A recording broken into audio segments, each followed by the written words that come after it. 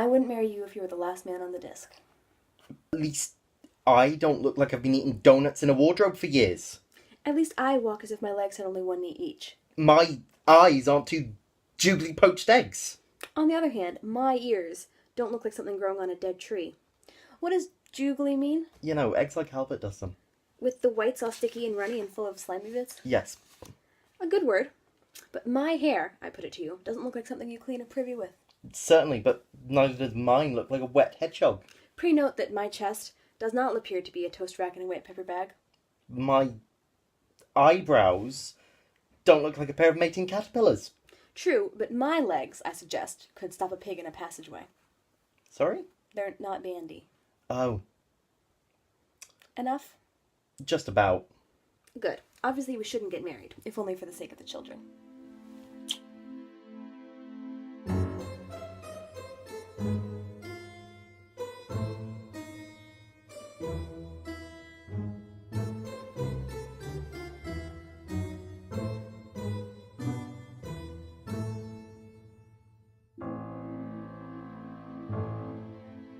Hello, so technically this is going to be for post-game reading, but we haven't actually played the game I wanted to do with it yet, so I'm a liar. Planning is not your strong suit. Planning is not my strong suit. Anyway, this is going to be a review of Mort. Woo. You can't actually see me, but I'm waving my hand. Unlike most times I do book reviews, I didn't take any notes on Mort. I am the notes. Yeah. Mort is a book. It's a Discworld book. It is by Terry Pratchett, because it's a Discworld book. Help me out, please. Mort is the story of a teenage boy who semi-inadvertently becomes Death's apprentice and then fucks up time-space continuum. Space-time continuum? Both? Goes both ways. Both. Space and time are bisexual. Huh. I also finished Light Fantastic relatively recently, and I believe you had some choice words about Light Fantastic. Color of Magic Light? Yeah. But one thing I found interesting, because I read Light Fantastic after I'd finished Mort, and I thought it was kind of interesting how it felt like there's a certain chapter in Light Fantastic which feels a lot like Terry Pratchett wrote it and then wrote, oh, I can make a book about this. And then Mort happened. That's pretty much how the whole series happened. So, Mort is the first Death book? I don't actually know whether they call them cycles or series or... Book. The whole thing is, I don't know. I should know. You should know. It's like a series, but like in the same way that it's like a season on American TV, but you guys call it a series. I guess. Yeah. We'll just go with series. Yeah. Under the overarching series. Overarching. Arch. As in Arc. archway. Oh. As in archway. I can't do this right now. As in Noah's Ark. I don't want to do this right now. Okay. You never let me argue with you on camera. Yeah, it's because you always always win. That means it's the first sort of book that kind of fleshes out Death's character, isn't it? Yes. Because the previous books he's in, he's a dick. And then in this book, he's beginning to become the sweet baby that we know in the later books. Yeah, but he's still kind of vicious. He's still Death. Yeah, he doesn't care, though. He doesn't care as much as he does in the later ones. Well, one of the things that I really like in the Pratchett books with the character of Death is that, especially like in Reaper Man, they treat caring as like a disease of death. Okay. Like, caring about humans is a flaw in his programming as a anthropomorphic personification, as a like demigod of carrying away souls and things. Yeah. And as the series progresses, he begins to care more and more. I mean, Hogfather, he's like, children are gonna be sad, let me wear a big red suit and stuff a pillow up my shirt. We need to get to Hogwarts soon. We will. But in Mort, I think Pratchett was really exploring the idea that he could have strong interpersonal relationships. So, who would you say is Death's kind of morality pet? Because he's got 3 humans hanging around him. Well, it can't be Albert. No, I don't think Albert could be anyone's morality. Albert is Death's, like, he's his butler, but Death doesn't really need any buttling. No. So, Albert is almost like a walking manual for humanity. But then Death has his daughter, Isabel, Yeah. and she's kind of a disaster. Yeah, and Isabel does mention that Death picked her up not because he cared, but because he thought he should care. Which is a good start. Yeah, but that's the thing. It's a start, and it gives the impression to me that Death is kind of knows he should care, knows he should be a nice person, but can't really get the hang of it yet. Well, it's early days. Yeah. I'd argue that Mort is the catalyst for him becoming nice. I would argue that Mort is the catalyst for him looking at humanity in a different way. Why did he want an apprentice again? Honestly, it's not explicitly stated. I always kind of felt like it was that he thought his daughter was lonely, and he thought he might like a break. Okay. Makes sense. Yeah. Speaking of Isabel, I think she might be my favourite character in the whole book. She is pretty fantastic. I can't wait to read soul music with this nerd. What happens in soul music? Terrible things. No, Isabel's just wonderful because she's sassy and sarcastic, and those are the kind of character traits that I adore. Isabel is wonderful because, you know, like in Twilight, where it's like, I'm 17. How long have you been 17? You know? I never read it, but I assume is... It's like 100 years or some bullshit. Okay. And it's like, how long do you think I've been 16? And I don't know. And she's like, a long time, and it sucks. Yeah. And I'm hormonal, and I'm unhappy, and I have a warped view of the world. Yeah. And like in Twilight, it's like, I've been 17 for 100 years, and it's sexy for some reason. And with Isabel, it's like, I eat a lot of chocolate. I'm sad. Honestly, I think we are all a little bit of Isabel. Not me. I don't eat a lot of chocolate. Yeah. Out of the two of us, we've decided that I'm Sybil, you're Sam. Absolutely. Although I do like dragons a lot. Am I Isabel and you're Mort? That would be a fun cosplay. That would be a fun cosplay. So speaking of Mort, holy shit, I love him.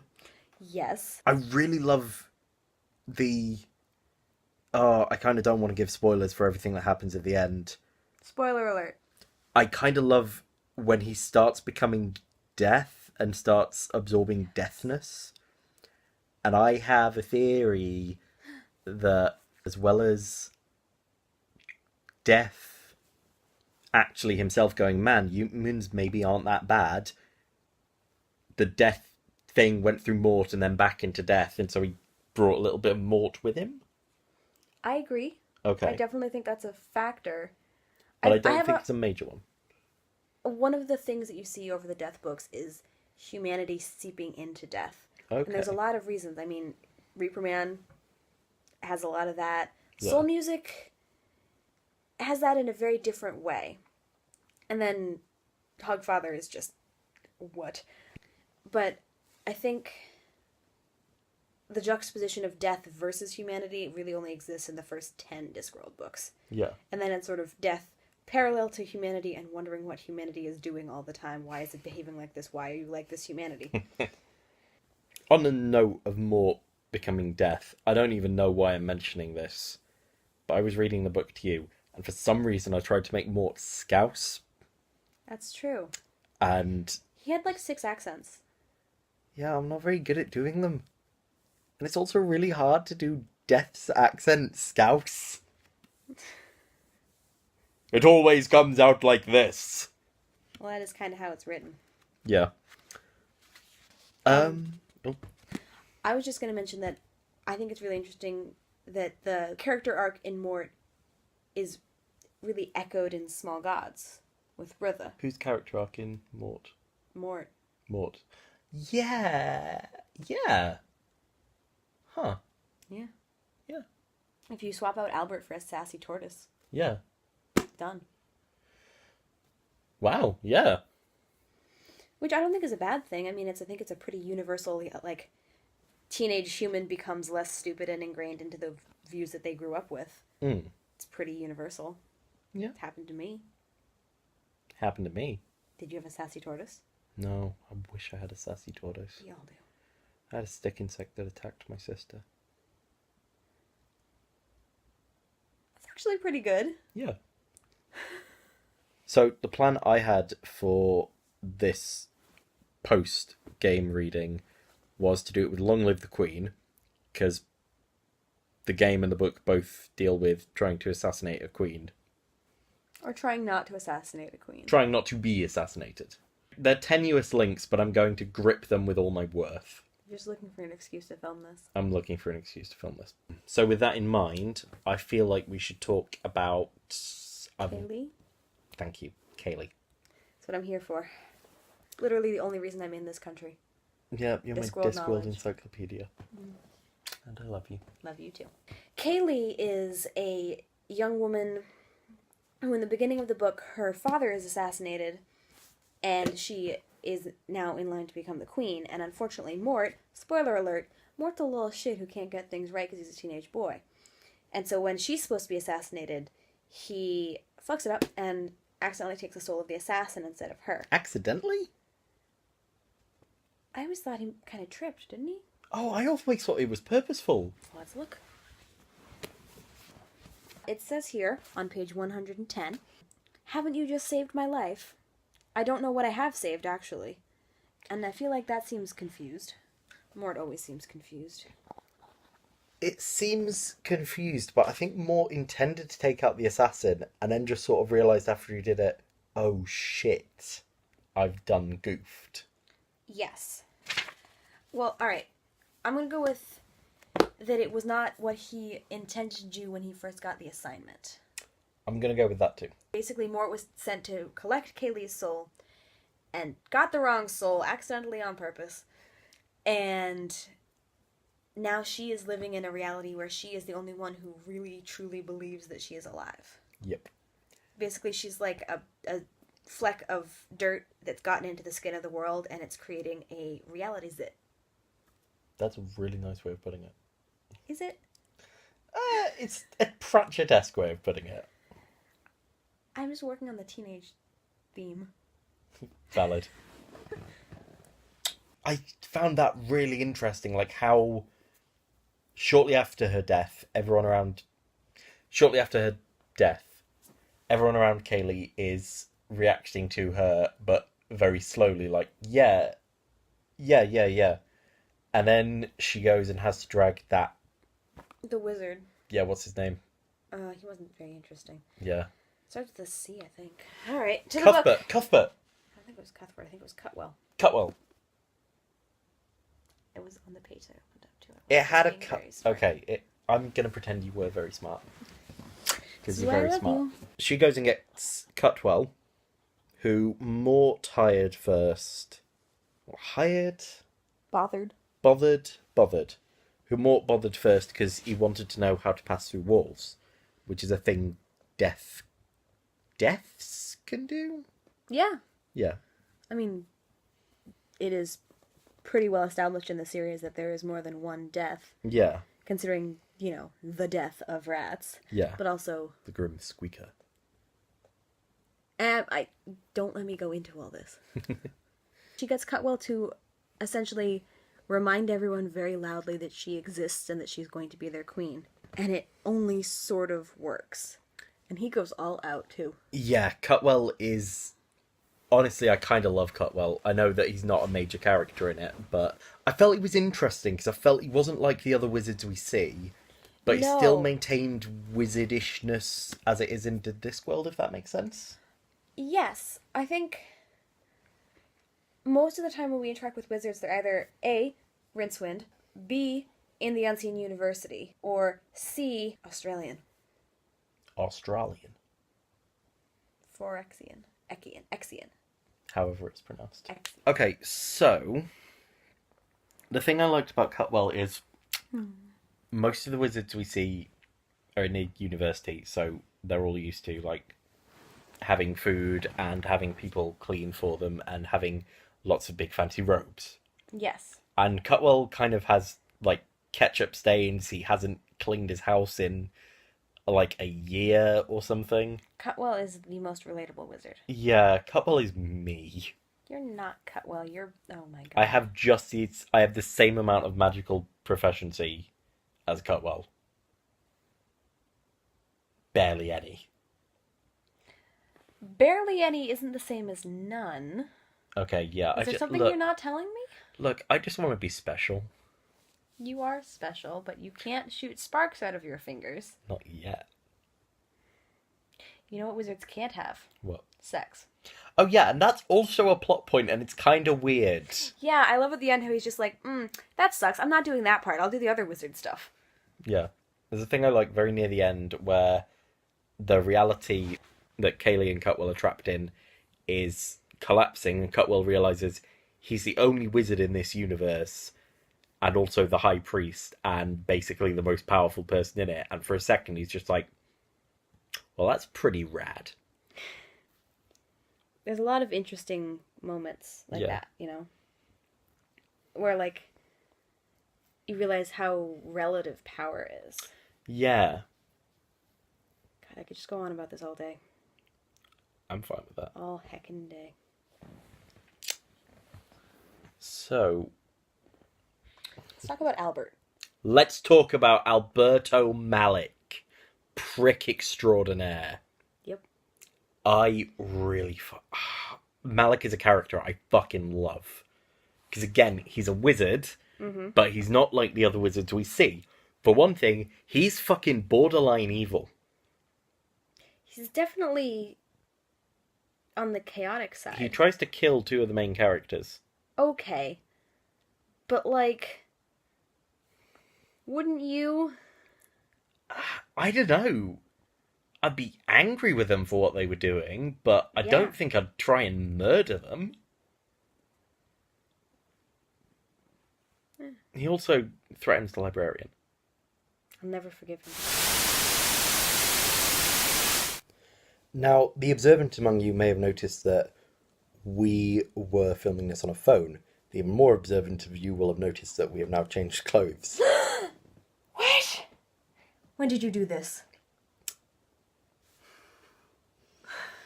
It is a new day, a different day. Yes. A day that is a different day. A day that is a different day. Where did we get up to? I don't remember. I think... Were One we, like, second. mostly done? We think we were talking about Albert. We think we were talking about Albert. So, I really like him. As a character, as a person, I think he's a piece of shit. Albert is one of those with early in the series syndrome. Actually, he kind of stays that way for most of the series. He's nice and Hogfather. Yeah. Which is like the last book he's in. Wait, what? Well, the rest of the Death books are kind of Susan-oriented. Fair dues. So, I like Albert as a character. Again, like Cutwell, he's different from the other wizards we see. We see most wizards are kind of nervous wrecks or kind of dicks, and Albert's still a dick, but he's more proactive in his dickery. He wants wizards to be doing something instead of just sitting there. Albert is like a contrast between the well-fed, over-groomed and political wizards of, modern Ankh-Morpork. The Unseen University wizards who spend all of their time lecturing in room 3B. Yeah. 3BA? No, 3B. A. That was just, if anyone got that, that was for them. Oh. It's a joke, baby. I'll get there eventually. Maybe. I think it's an Unseen Academicals, which is like roll laid on them. I'll get there eventually. Eventually. I'll make sure of it. But he's like the contrast between the 3B wizards, and then you have the sort of useless wizards, the Bursars and the Cutwells and the Rincewinds. And then you have Albert, the centuries-old hard-ass dick lord. Yeah. Yeah, Albert is intense. And Albert goes from like shuffling around, wearing the cut-out gloves and making, eggs in 8 miles of grease. Eggs. Alleged eggs. Alleged eggs. In 8 miles of butter and lard and grease. Yeah. And 1 egg. And then he goes straight from that to like they're fucking it up. Alright, I'm gonna go blast fire at the wizards. Sort shit out. He was mean to the librarian. Yeah, that was not okay. He deserved everything he got. So yeah, I think that's everything we have to say on Mort. Cover art guy, I'm coming for you. Josh Kirby's already dead. Good. I feel bad for that. Yeah. No, I really hate his art style. Yeah, you said it's part of the reason I got you the graphic novel of Small Gods. You're cute. You're cute too. I can't tell if that was like a nice thing or a mean thing. It was a nice thing. Okay. I love you. I love you too.